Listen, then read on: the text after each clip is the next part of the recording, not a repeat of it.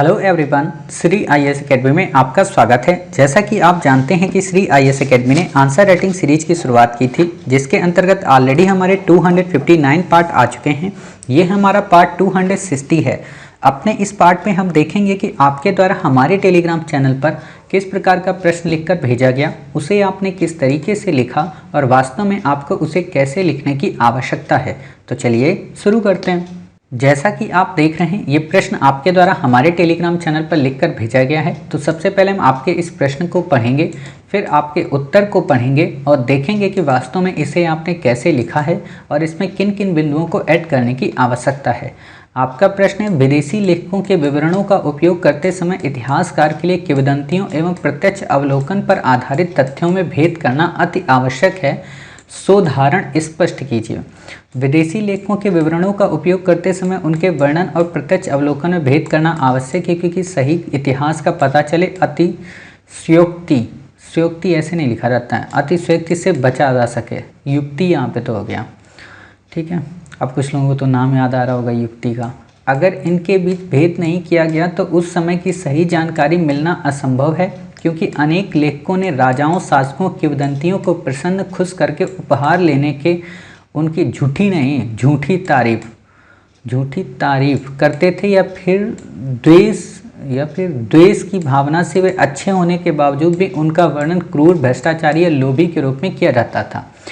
मुख्य किंवदंतियों के अध्ययन के लिए ग्रंथों का प्रयोग किया गया, जबकि प्रत्यक्ष अवलोकन के लिए अन्य ग्रंथ तथा पुरातात्विक स्रोत जैसे अभिलेख, शिलालेख, सिक्कों का प्रयोग होता था। उदाहरण, रोमन भूगोलवेत्ता और लेखक प्लिनी ने अपने ग्रंथों में भारत को लोभी बताया और उसका वर्णन अच्छा नहीं किया। इसका कारण था कि भारत रोम के साथ अच्छा व्यापार था ईसा पूर्व 20 तक, लेकिन ये भारत के पक्ष में झुका होने के कारण प्लिनी नाराज था। जबकि भारतीय पुरातात्विक स्रोतों से पता चलता है भारत रोम के संबंध बहुत अच्छे थे। मेगास्थनीज ने जो मौर्य काल में भारत आया था, उसने उसके ग्रंथों में वर्णन किया कि मौर्यों के पास 2 बार लिख दिया, मौर्यों के पास 6 से 7 लाख की सेना थी और अपने मौर्य काल में दास न होने का वर्णन किया। और जबकि इतनी बड़ी सेना के प्रमाण नहीं मिलते। और कौटिल्य के अर्थशास्त्र में उल्लेख है कि दास थे परंतु वे कृषि करते थे। हर्षवर्धन में आए हेनसोंग ने भी हर्षवर्धन की तारीफ की, लेकिन हर्षवर्धन के लेखक वाणभट्ट ने हर्षचरित में हर्ष का वर्णन दानशूर, अहिंसक और सहिष्णु राजा के रूप में किया, जबकि ऐसा हेनसोंग के लेखन में नहीं मिलता। सही इतिहास के अध्ययन के लिए जरूरी है कि वर्णनों का पुनर्वलोकन ग्रंथों और पुरातात्विक स्रोतों के आधार पर किया जाना चाहिए। केवल एक स्रोत के अध्ययन के आधार पर यह कहना कि वह राजा शासक अच्छा है बुरा था, गलत होगा। देखिए, आप इस प्रश्न का उत्तर जैसा पूछा गया ना वैसा नहीं लिख पाए, मतलब ऑप्शनल के हिसाब से जैसा आपका क्वेश्चन है विदेशी लेखक वाला, वैसा नहीं लिख पाए। आपने पॉइंट डालने की कोशिश की है, कोशिश ये भी किया है कि आप उन सारे पॉइंट्स को कवर कर सकें, बट उस लेवल पे कवर नहीं कर पाए जिस लेवल पे क्वेश्चन पूछा है। आएंगे यही पॉइंट, ऐसा नहीं है कि ये बिंदु नहीं आएंगे, अर्थशास्त्र का जिक्र नहीं होगा, मेगास्थनीज का जिक्र नहीं होगा, हेनसोंग का जिक्र नहीं होगा या वाणभट्ट का जिक्र नहीं होगा, इन सब का जिक्र होगा। लेकिन जब जिक्र करेंगे तो तथ्य और तर्क अलग होंगे, ठीक है ना। उन चीज़ों के हिसाब से हमें यहाँ पे बताने की आवश्यकता है। मैं आपको बता देता हूँ और आप फिर ऐसे ही कोशिश कीजिए, बाकी आप निश्चिंत रहिए। हम एंशिएंट इंडिया शुरू कर, देखो दिक्कत सबसे बड़ी जानते क्या होते हैं आप लोगों का, ऐसा नहीं कि आप लोगों को उत्तर लेखन नहीं आता है, ये भ्रम है। क्योंकि ये जो लोग आपसे कह देते हैं कि आपको उत्तर लेखन नहीं आता, वो वास्तव में आपको जानते ही नहीं है। क्यों? क्योंकि जब तक आपको कोई कंटेंट पढ़ाएगा ही नहीं, सपोज कीजिए मैं अगर आपको अब कंटेंट पढ़ा दे रहा हूँ अभी, ठीक है, इस पूरे उत्तर को बेहतरीन ढंग से 5 से 10 मिनट में जितना संभव हो सकेगा पढ़ा दूंगा।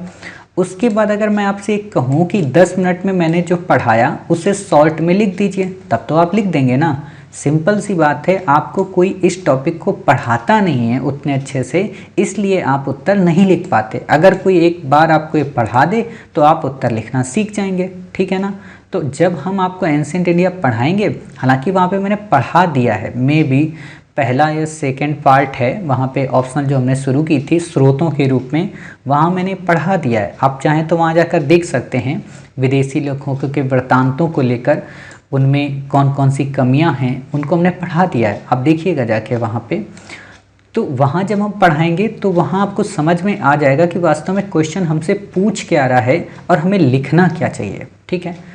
एक और बात, हम अपना आंसर बताएं आपको, इससे पहले जो आप ये रिपीट करते हो ना बातें, ये आपको रिपीट नहीं करनी है। क्वेश्चन जो दिया है उसको डायरेक्ट आपको आंसर के रूप में तब्दील करना है। तीसरी जो इम्पोर्टेंट बात ये है कि ऐसी बातें, मतलब भावनात्मक बातें आपको नहीं लिखनी। कहने का मतलब कहानी नहीं करनी है। यूपीएससी कहानी की बात नहीं करता।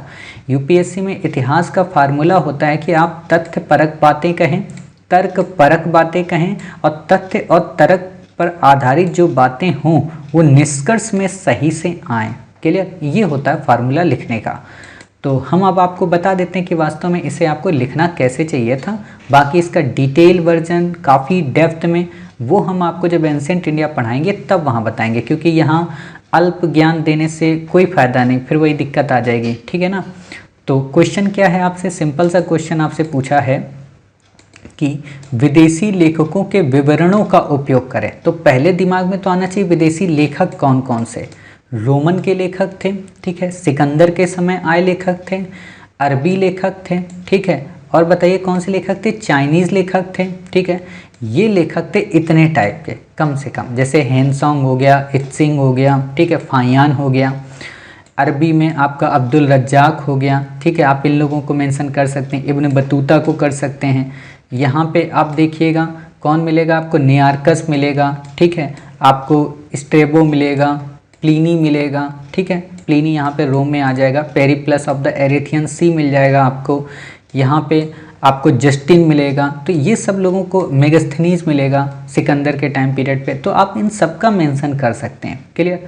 अब यहाँ पे एक बात और ध्यान दीजिए कि ये क्या कह रहा आगे कि विदेशी लेखकों के विवरणों का उपयोग करते समय इतिहासकारों के लिए किंवदंतियाँ किसकी, विदेशी लेखकों की किंवदंतियाँ। जैसे मेगास्थनीज क्या कहता है कि भारत में बड़े बड़े पैरों वाले, बड़े बड़े हाथों वाले लोग मिलते हैं, भारत में दास प्रथा विद्यमान नहीं है, भारत में एक तरीके से लोग काफ़ी संपन्न हैं। हेनसोंग क्या कहता है कि भारत में तो जो रास्ते हैं, जो मार्ग हैं, बहुत ही शांतप्रिय मार्ग हैं और बहुत ही बिल्कुल स्वच्छ हैं, साफ हैं, यहाँ पे किसी प्रकार की चोरी डकैती लूटमार कुछ नहीं होती।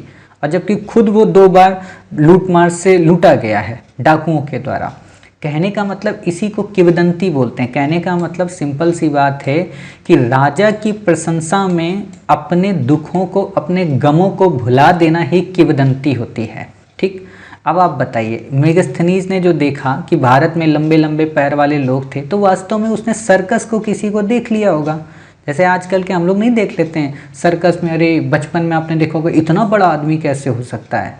जैसे आप लोगों ने शक्तिमान देखा होगा, तो शक्तिमान एक तरीके की क्या है, उसमें नहीं दिया जाता है कि इसके पात्र व घटनाएं सभी काल्पनिक हैं। काल्पनिक का मतलब ही होता है किंवदंती। क्लियर? तो वो चीज़ें आप देख सकते हैं।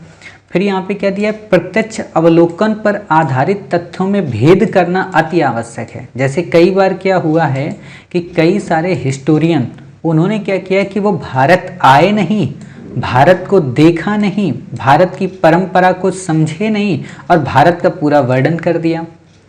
आपने कई सारे लोगों को ऐसा देखा होगा, जैसे कि आप देख सकते हैं कि जो प्लीनी है वो भारत नहीं आया था, लेकिन वो वहीं से बैठे बैठे लिख दे रहा है पूरी हिस्ट्री कि भारत में पूरा धन हमारा चला जाता है और रोता है। डिफो को आप देखेंगे, वो रोता है एक तरीके से। ठीक है, आप यहाँ तक कि ये भी देखेंगे कि कई सारे हिस्टोरियन जो फॉरेनर थे वो क्या बोलते हैं कि जो मौर्योत्तर काल है वो पतन का काल है। लेकिन जब हम कई सारे ऐसे ग्रंथों को पढ़ते हैं, पेरिप्लस ऑफ द एरेथियन सी को पढ़ते हैं, कई पुरातात्विक स्रोतों को देखते हैं, मौर्योत्तर काल के भृगुकच्छ जैसे, भड़ौत जैसे, मछलीपट्टनम जैसे, अरिकामेडू जैसे इन स्थानों को देखते हैं, बंदरगाहों को, तो पता चलता है कि उस समय हमारा जो ट्रेड था वो काफ़ी उन्नत था।